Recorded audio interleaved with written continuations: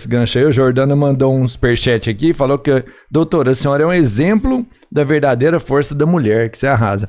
Mas é gente que já acompanha a doutora, porque, falando agora da Espectro, é outra pessoa que faz uma diferença pra caramba, né? Tem um pensamento que eu simpatizo, apesar de que, verdadeiramente, eu não sou um cara que acha que o feminismo é uma potência. Teve um momento dele que era necessário, que tinha que existir com muita força, mas esse momento meio que já passou. Ele tem que continuar sendo lembrado, mas não sendo hoje como uma forma de enfrentamento. Hoje é mais uma conciliação. Não sei se eu tô certo nessa posição, mas tem duas mulheres aqui para me corrigir, né? Dentro do que eu acabei de falar. Você concorda? Que o feminismo já passou? Que o momento mais importante dele aconteceu, sabe? Teve uma época que realmente ele tinha que ter briga, sabe? A mulher brigar por igualdade, por situações que ela ainda não tinha conseguido. Mas eu acho que hoje é mais um momento de equilibrar as situações do que de continuar querendo brigar para fazer alguma modificação muito severa. Historicamente, tudo que tem uma grande perda, a gente precisa radicalizar para ter uma reparação histórica, para depois normalizar.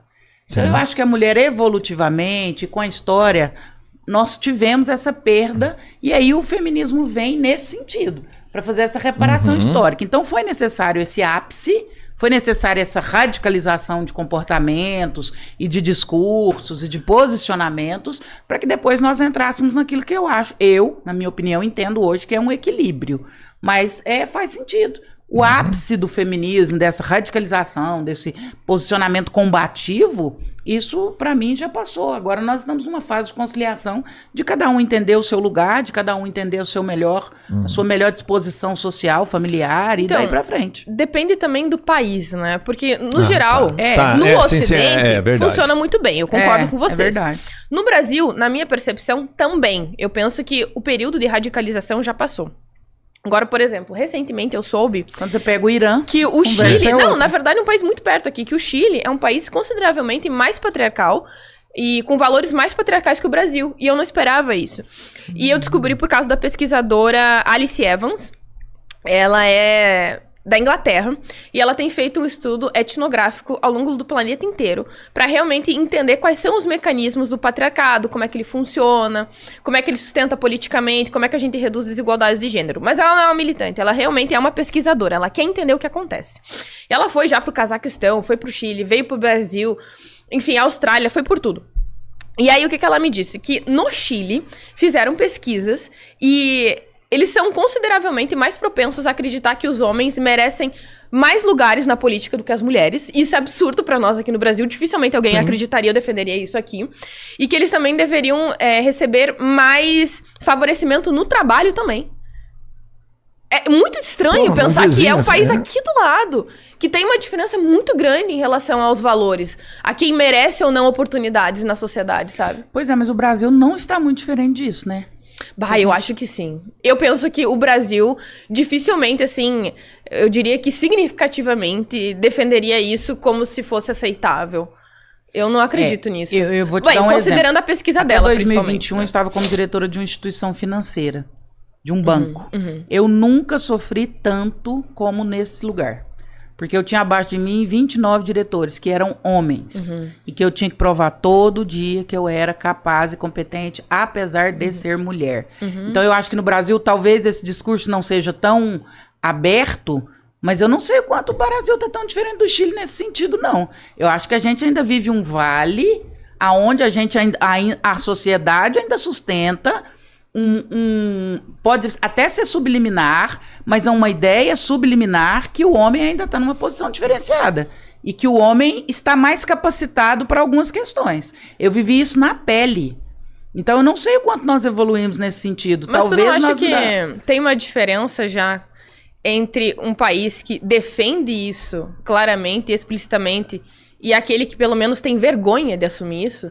Porque pior é aquele que assume. E como se não fosse algo condenável, como se não fosse algo equivocado ou injusto. Eu penso que o Brasil já está à frente simplesmente pelo fato de nós termos vergonha de assumir em alguma medida que isso seja aceitável. Mas esse nós é quem?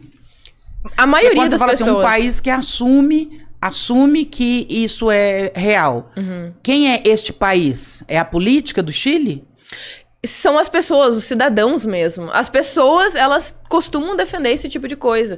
E Posso estar errada, mas de acordo com a pesquisa dela, o Brasil, inclusive, é um caso bem interessante. Porque, embora o Brasil tenha valores menos patriarcais do que o Chile, ainda ele comete muito mais feminicídio e violência doméstica do que o Chile.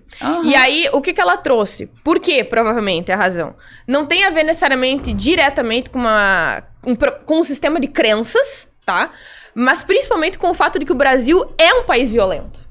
E aí não seria diferente em relação às mulheres também, entendeu? Então seria um caso diferente, por exemplo, do que aconteceria no Irã, no Afeganistão, nesses países que realmente têm um sistema de crenças muito mais profundamente misógino do que nós temos aqui. Então o problema do Brasil especificamente, e que inclusive é um dos principais motivos que me levam a querer combater o crime que existe aqui no Brasil, esse sistema de extrema violência indiscriminada que nós temos, é justamente por isso também. As mulheres não vão ser exceção em um país que é extremamente violento em larga escala, entendeu? Concordo. E aí é por isso que eu falo o seguinte, né? O que é sustentar o discurso, o que é sustentar o comportamento.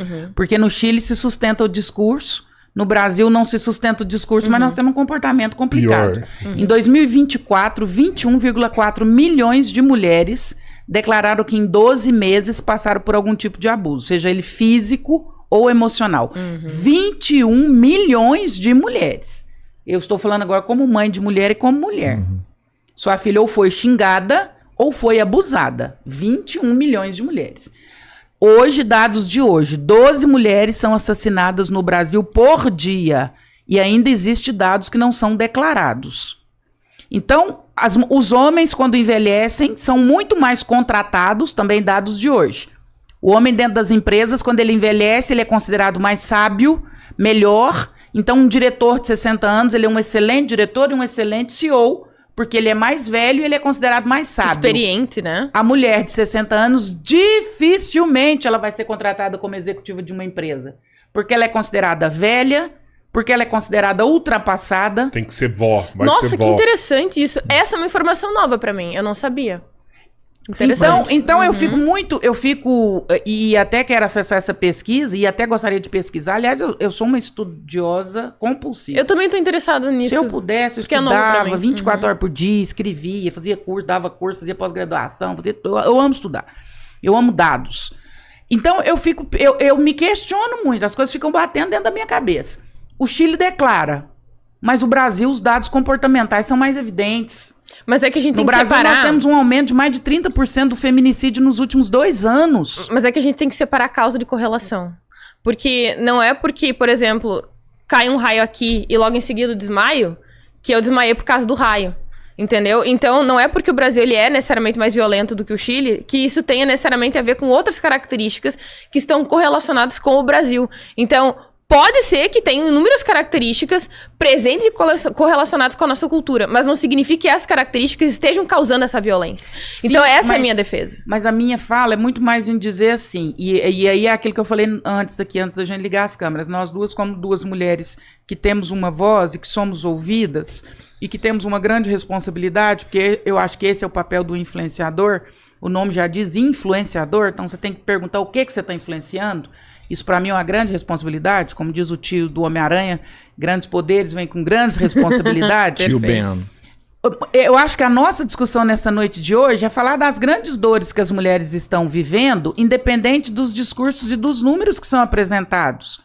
Porque as mulheres sofrem questões, por isso que eu acho que esse feminismo combativo, que é contra homem, que não sei o quê, eu acho que já não é mais esse nosso lugar de discussão. O nosso lugar é de dizer assim, nós não queremos o lugar dos homens, nós queremos o nosso lugar porque ele existe. Nós não temos que lutar por um lugar, porque o nosso lugar existe, como o lugar dos homens existem. Sim. Então o homem não nasce tendo que lutar por lugar nenhum. Então mulher não tem que lutar, não deveria ter, né?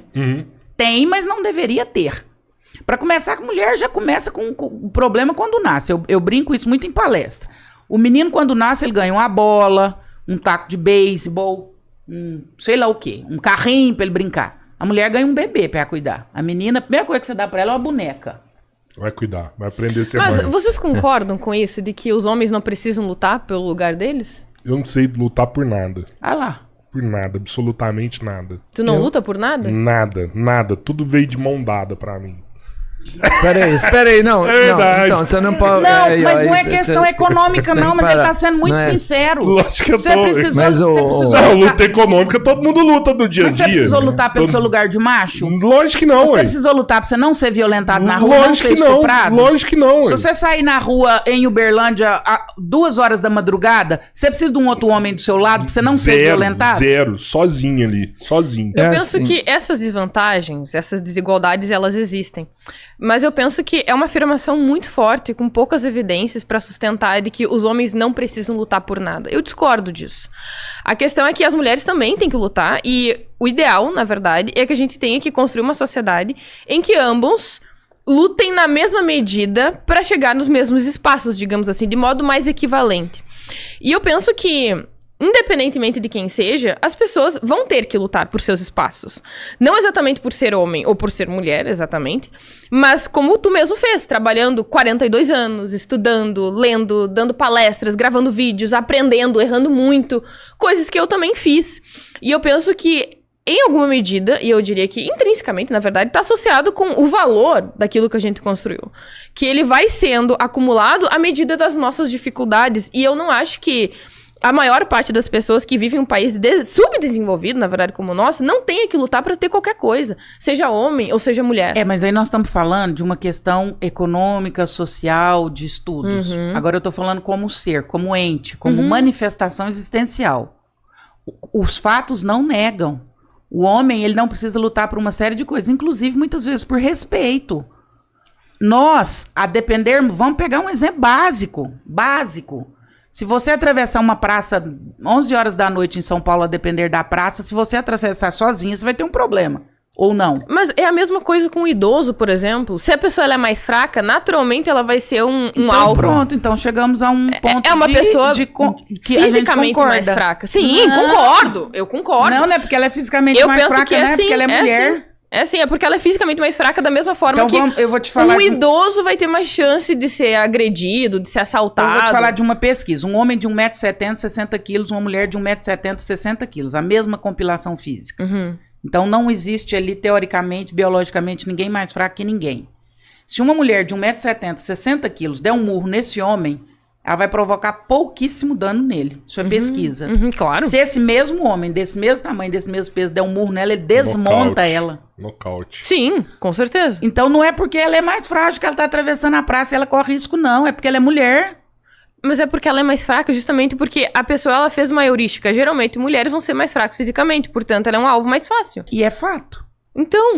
Então, sim, mas eu queria que eu ia participar aqui, mas quando a Glenda pergunta pra mim, pro Cabeleira, e você também, se a gente teve que buscar alguma coisa, né, se a gente teve que lutar por alguma posição, a gente tá no mês da consciência da saúde mental do homem. E existem fatos, que também são números, que tipo, morrem, vou chutar números, porque eu não sou esse cara que estuda como você ou a Glenda, mas que morrem, por exemplo, 700 mil homens no mundo de suicídio por isso. E isso é uma cobrança que o homem tem e que às vezes as mulheres não percebem, mas que todo homem é cobrado em algum certo ponto, tanto é que homens suicidam-se mais do que as mulheres. Infartam homens... mais. Isso. Então existe, mesmo que não perceptível também, e aí não é sardinha pro meu lado, isso é um número, que existem cobranças que os homens sofrem, talvez, e que as mulheres, ou talvez os próprios homens não percebam. Então, o Cabeleira precisou de brigar por alguma coisa? Talvez ele tenha brigado, lutado por isso, sem nem perceber que estava fazendo isso. É o que eu imagino que aconteça, porque esses números existem. Aí é o outro lado da moeda, né? A mulher pode se dar ao direito em algum momento de ser frágil, o homem não, né? Talvez Aí seja é a isso. crença. Boa. Tô falando boa. que é o que eu concordo. A crença pesa pra esse lado. A mulher pode se dar o direito de se permitir ser frágil, chorar, e todas as questões. O homem, desde muito pequeno, ele é muito cobrado para ser forte. Isso vai gerar um impacto emocional gigantesco.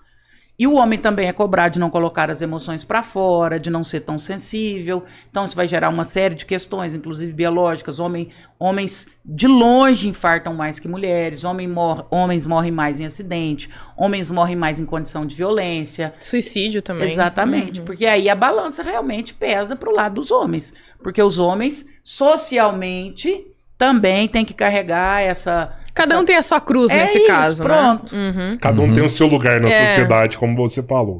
Fala a verdade. Tu tá procrastinando, né? Não consegue se concentrar, terminar as suas tarefas.